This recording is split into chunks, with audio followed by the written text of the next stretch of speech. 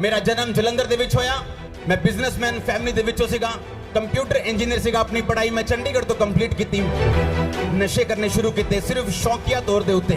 और मैं गुस्सा करना जो क्रिश्चियन लोगों ने मेरे घर प्रार्थना करने आना गाला कढ़निया मैं उन्होंने, लेकिन मैं नहीं सी जानता कि मैं जीवित परमेश्वर के नाल 2004 में मुझे कुत्ते ने काटा और मैं मेंटली अपसेट हो गया।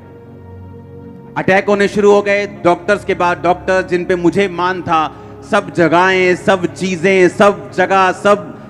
सब जगह घूम लिया और सुसाइड करने वाला था जिस दिन, सारी अकड़ निकल चुकी थी। धर्मों के बारे में बात करना बंद कर दिया था। कुछ नहीं मैं करता था, सिर्फ सुसाइड करना और हैवी डोज नशे की लेके स्पेशल सुल्तानपुर साइड से नशा लेने जाना और स्पेशल नशा करना ताकि मैं नशे में रहूं और मुझे अटैक ना हो। रिलीजियस खानदान से हूं मैं, एक्टिव। ऐसा नहीं था कि हम परमेश्वर को मानते नहीं थे, नो, एक्टिवली मानते थे सबको, क्योंकि धर्म इंसान ने बनाया, यीशु मसीह ने कोई धर्म नहीं बनाया, परमेश्वर ने कोई धर्म नहीं बनाया। उसने नहीं कहा तू ईसाई बन जा, उसने नहीं कहा नहीं पहले अपना नाम पीटर रखेगा तो मैं तुझ पे दया करूंगा, अपनी कास्ट चेंज, उसने कुछ नहीं कहा।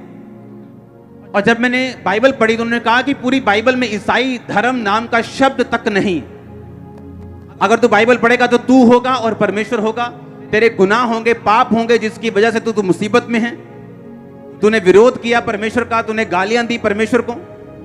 मेरे घर वाले मेरे खिलाफ होना शुरू हो गए, तू नशे कर ले दोबारा। वही घर वाले जिन्होंने मुझे भेजा चर्च में, वही बोलते थे नशे कर लो दोबारा, जो मर्जी करो, चर्च में नहीं जाना है, चर्च नहीं जाना, रोज शाम को नहीं जाना, बिजनेस करो, ये करो, बहुत बड़ा बिजनेस है, ये हो जाएगा, वो हो जाएगा, नहीं तुमको ऐसा नहीं करने।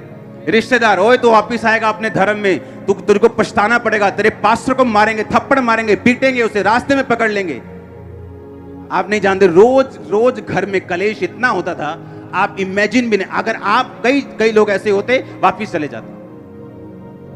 लेकिन शुरू से मैं अपनी फैमिली से हल्का सा अलग रहा था।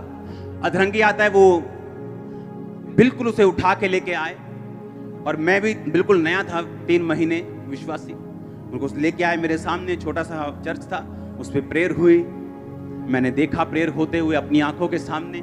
अगले दिन वो वापिस आया, बोल रहा था, चल रहा था, कंप्लीट पूरा नहीं लेकिन चल रहा था। कल से जमीन आसमान का फर्क था एक दिन में। मेरे होश उड़ के मैंने पहली बार मिरेकल देखा अपनी लाइफ में लाइव। पहले तो मैं सिर्फ बातें सुन रहा था, मसीह बाइबल की बातें सुन रहा था या उनकी गवाही उनके मुंह से सुन रहा था, लेकिन ऐसा कुछ देखा नहीं था कि जो मुझे हिलाए, क्योंकि उस समय इतना इंटरनेट नहीं होता था, सिर्फ ब्रॉडबैंड होते थे BSNL के जो चलते थे। जब मेरी आंखों के सामने वो हील हुआ, मुझे विश्वास हुआ कि नहीं, अगर परमेश्वर इसको छू सकता है वो मुझे भी छू सकता है। परमेश्वर ने मुझे एक ही बात बोला कि तू सेवा कर, तू प्रार्थना कर, लोगों को समझा। इमेजिन करो तब मैंने बाइबल और परमेश्वर ने कैसे मुझे इस्तेमाल किया। और जब मसीह में 3 महीने हो गए, मेरे अटैक बढ़ गए। जिस अटैक से मैं आया था वो कम हो गया, लेकिन और अटैक बढ़ गए दुष्ट आत्मा के। उसकी वजह से मुझे क्या हुआ कि मुझे रोज बाइबल पढ़नी पड़ती थी, क्योंकि जैसे मैं बाइबल पढ़ता था अटैक कम होने शुरू हो जाते थे। तो मैंने क्या करता था कि घर में जब मैं गया 10 बजे 5 बजे चर्च जाके, चर्च से आया 10 बजे 11 बजे 12 बजे, घर आते ही बाइबल पकड़ी अपनी छोटी, अपनी छत पे, मॉडल टाउन हमारी कोठी थी, मॉडल टाउन के बीच में, अपनी छत पे गए, बाइबल पढ़ी 1 घंटा 2 घंटे 3 घंटे 4-5 घंटे जब बाइबल पढ़ ली, मेरा अटैक खत्म होता था और मैं सोने वर्गा हो जाता कि हाँ अब सो सकते हैं, अटैक कम हो गया। एवरी डे बाइबल मेरी एक दवाई थी, क्योंकि मैं दवाइयां खा चुका था, जलंधर के सारे बड़े डॉक्टर से दवाइयां खा चुका था, कोई असर नहीं, 1% भी नहीं। अब वो जब मैं बाइबल पढ़ता था मेरे अटैक दुष्ट आत्मा के कम होते थे, तो मुझे प्रैक्टिकली मालूम था कि वचन मेरे अटैक कम करता है। तो रोज इसी चक्कर में कि मेरे अटैक कम हो जाएं, बाइबल पढ़नी शुरू कर दी, रोज 6 घंटे 8 घंटे। हुआ क्या, 1 साल बाद जब 1 साल मैंने बाइबल रोज 8-8 घंटे पढ़ ली, तब जब भी कोई बंदा चर्च में शाम को 5 बजे में जाता था, जब भी कोई बंदा अपनी मुसीबत लेके आता था, भाई साहब मुझे ये प्रॉब्लम है, अपने पास्टर को बोला, पास्टर जी हमें ये प्रॉब्लम है। जैसे ही उसने प्रॉब्लम बोलनी, मैंने बाइबल से वचन निकाल लेना, क्योंकि बाइबल मुझे याद हो गई थी कौन सा वचन कहाँ लिखा है। जैसे ही उसने कहा मेरे ये दिक्कत है, मैं बाइबल उठा के बोलना कि देख वचन क्या कहता है, वचन ये कहता है, वचन ये कहता है। वचन में मैं मजबूत हुआ, क्योंकि परमेश्वर ने मेरे पीछे एक दुष्ट आत्मा को लगाया ताकि मैं लगातार वचन पढ़ता रहूं। इसलिए नहीं कि मुझे प्रभु से प्यार है, पहले प्यार व्यार कम था, लेकिन दुष्ट आत्मा से मुझे आजादी मिल जाए, ये चीज मेरे दिमाग में ज्यादा थी। वचन पढ़ना शुरू कर दिया। जब लगातार वचन पढ़ने की आदत पड़ गई, तब आदत पड़ गई, दुष्ट आत्मा तो चला गया। 2005 में मैंने आपको बताया था 40 रोजे में से कह रहा हूं परमेश्वर ये सेम बीमारी मुझे और इसको नहीं पता, और मैं इस पे प्रार्थना कर रहा हूं, ये हील हो चुका और मैं ऐसे ही हूं। कुछ नहीं हुआ, ऐसे चलता रहा, डॉक्टर के पास जाता रहा। एक दिन जब मैं डॉक्टर के पास से वापिस आ रहा था, आप इमेजिन नहीं करोगे मेरी लाइफ कैसे थी। उसने कहा 12 साल से पेशेंट दवाई खा रहे हैं, तू ज्यादा मत सोचा कर। और मैं हैरान हो रहा हूं कि परमेश्वर मैं तेरी सेवा करता हूं, मैं लोगों पे ले हैंड करता हूं, लोग हील होते हैं और मैं बीमार हूं। जब उस डॉक्टर ने इतनी बात बोली कि 12 साल मैंने बाहर आया हॉस्पिटल से, मैंने गुस्से से दवाई फेंकी, मैंने कहा मैंने नहीं खानी, कुछ भी हो जाए। अब इमेजिन करो, मुझे नहीं मालूम था कि मेरी प्रार्थना सुनी जा रही। परमेश्वर का थैंक्स करता रहा। इंस्टेंट हीलिंग हुई मुझे, इंस्टेंट हीलिंग, और मैं हील हुआ। मेरा फेथ बढ़ा। मैंने कहा अब आया मजा, अब बताऊंगा मैं। सुनो, फिर लोगों, क्योंकि जैसे जैसे आप प्रभु में बढ़ते जाते हैं ना, आपका विश्वास बढ़ता जाता है, आपका फेथ बढ़ता जाता है। क्योंकि पहले तो प्रभु शेर मारेगा आपसे, फिर भालू मारेगा, फिर गोलियत मारेगा। आप समझ रहे मेरी बात के नहीं?